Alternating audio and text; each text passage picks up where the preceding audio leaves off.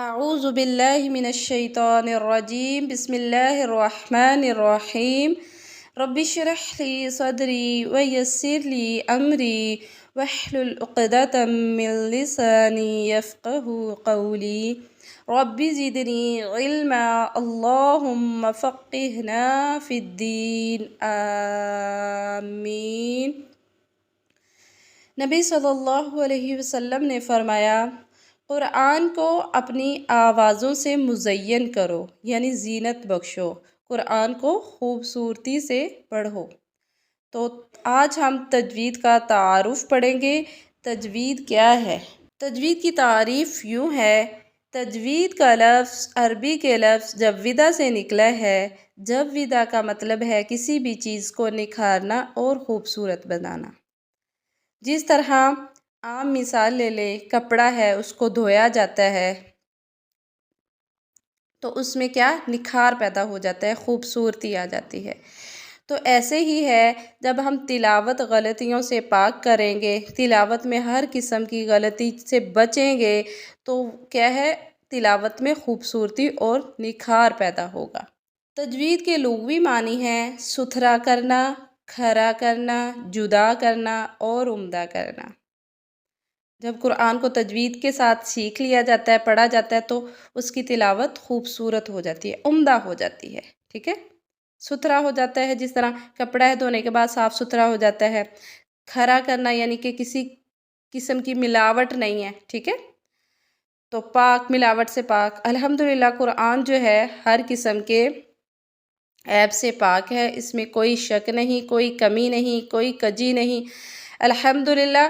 تو اگر ہم کوئی کمی کرتے ہیں تو وہ اس کی ادائیگی میں کر دیتے ہیں، کیونکہ عربی جو ہے ہمارا لہجہ نہیں ہے، ہماری زبان نہیں ہے، تو پھر ادائیگی کرتے وقت ہم تو اس کے لہجے میں فرق کر دیتے ہیں، اس کی ادائیگی میں کچھ کمیاں کر دیتے ہیں، ٹھیک ہے۔ تو تجوید کے ساتھ وہ کمی کجی جو ہے ہماری دور ہو سکتی ہے، ٹھیک ہے۔ قرآن کا جو ہے، قرآن کی تلاوت جو ہے عمدہ ہو سکتی ہے۔ تجوید کے اصطلاحی معنی ہیں، اصطلاح میں تجوید کا مطلب ہے حروف کا صفات لازمہ اور عارضہ سے ادا کرنا، یعنی کہ صفات لازمہ حرف کی وہ صفت جو ہر حال میں وہی رہے گی، چینج نہیں ہوگی، چینجیبل نہیں ہے، ٹھیک ہے، یعنی کہ وہ کسی بھی حالت میں تبدیل نہیں ہے۔ صفات لازمہ میں مثال کے طور پر حروف مستعلیہ ہیں، وہ ہمیشہ ہر حال میں موٹے پڑے جاتے ہیں، زبر ہو، زیر ہو، پیش ہو، ٹھیک ہے، تو وہ اس کی لازمی صفت ہے۔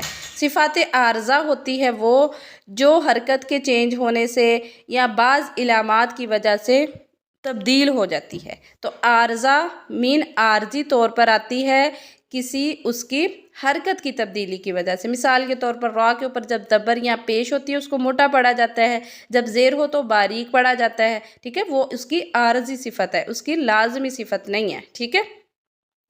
تو انشاءاللہ ہم مزید ڈیٹیل کے ساتھ جب دیکھیں گے تو آپ کو سمجھ آ جائے گی۔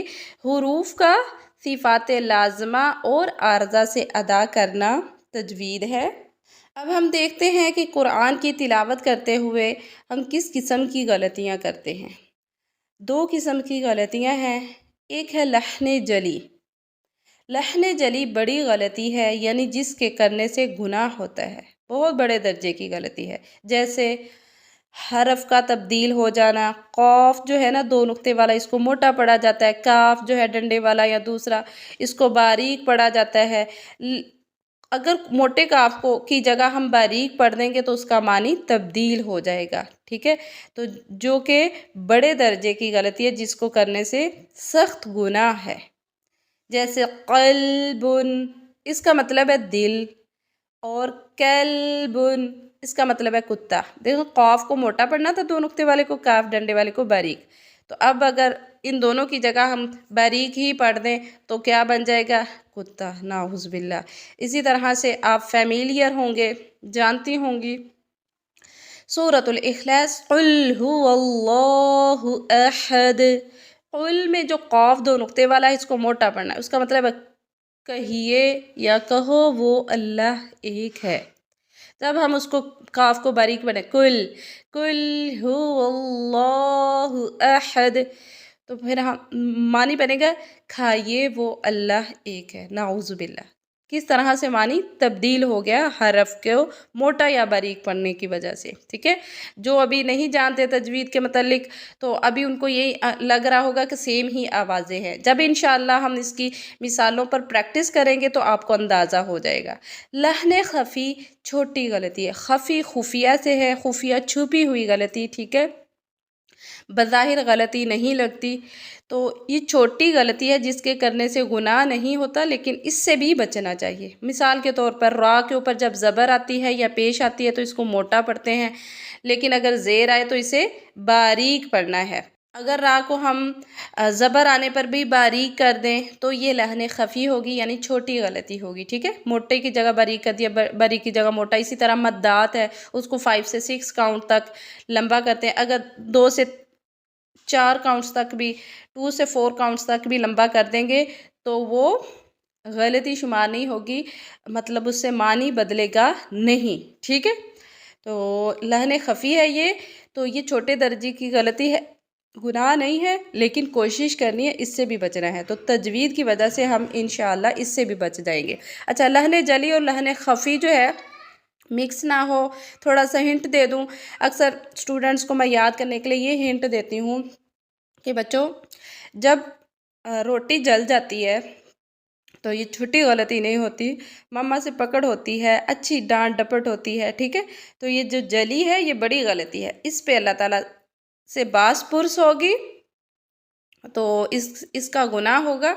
तो इसलिए इससे बचत नहीं होगी, नहीं बच पाएंगे, तो इसलिए इसको करने से बचना है, ठीक है।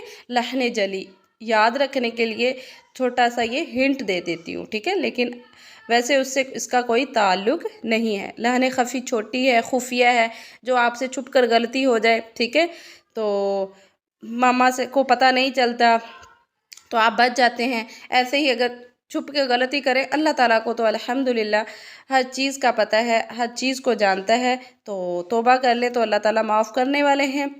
तो लहने खफ़ी छोटी गलती है, इस पे बास पुरस नहीं होगी, लेकिन बचना इससे भी चाहिए, ठीक है। अब तजवीद सीखने का क्या फ़ायदा है? तजवीद एक ऐसा तरीक़ा है, एक ऐसा हुनर है जिसके ज़रिए हम कुरान की तिलावत बग़ैर किसी गलती के बेहतरीन अंदाज से कर सकते हैं, बग़ैर किसी गलती के। तजवीद सीखने से इंसान लहने जली और लहने खफ़ी यानी हर किस्म की गलती से बच जाता है। तो तजवीद ही एक ऐसा तरीक़ा है जिससे हम कुरान को बेहतरीन अंदाज से, ख़ूबसूरत अंदाज से पढ़ सकते हैं। अल्लाह ताला हम सबको समझने की, इसको आसान अंदाज से सीखने की तौफ़ीक अता फ़रमाए। ऐसे कुरान की तिलावत करे जैसा कि उसको पढ़ने का हक़ है। सुब्हानक अल्लाहुम्मा व बिहम्दिका अशहदु अन ला इलाहा इल्ला अंता अस्तगफिरुका व अतूबु इलैक।